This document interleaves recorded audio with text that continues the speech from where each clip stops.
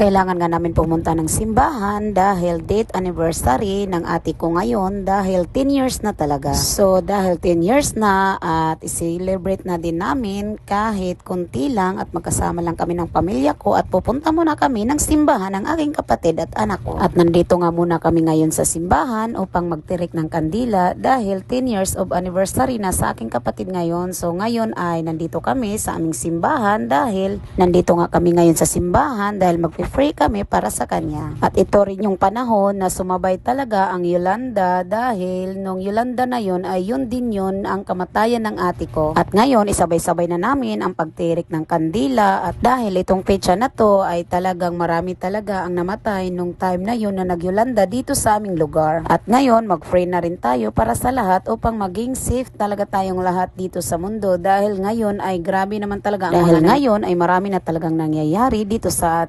ating lugar. So kailangan lang tayo manalangin palagi kahit papano ay makapunta talaga na ng simbahan upang manalangin sa Diyos. So kahit papano guys, minsan lang ako makapunta ng simbahan pero hindi ko kinakahiya yun dahil alam nyo ba kung bakit?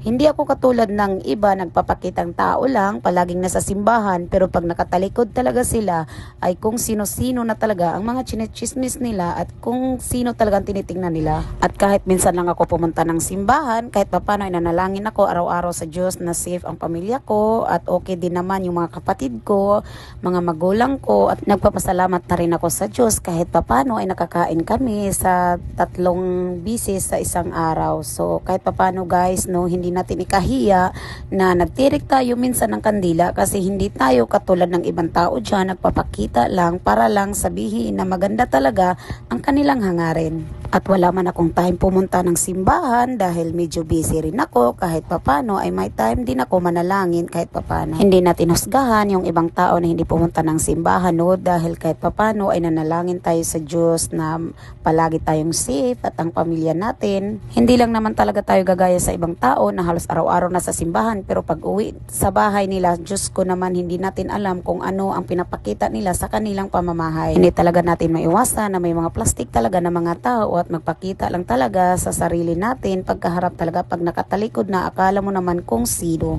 Kaya may kanya-kanya talaga tayong sariling buhay so hindi natin sila pakinggan, hahayaan natin sila dahil tayo ay tuloy-tuloy lang dahil sarili lang talaga natin ang kaya natin panindigan. So salamat kaayo sa tanan nga mga blessings dahil dumating kami dito na safe ng aking anak, ng aking pamangkin, ng kapatid ko. So thank you kaayo at nakarating kami dito. At dahil first time nga ng kapatid ko dito at pamangkin ko at ginala ko na rin sila, talagang tuwang-tuwa naman talaga silang dalawa mag-ina.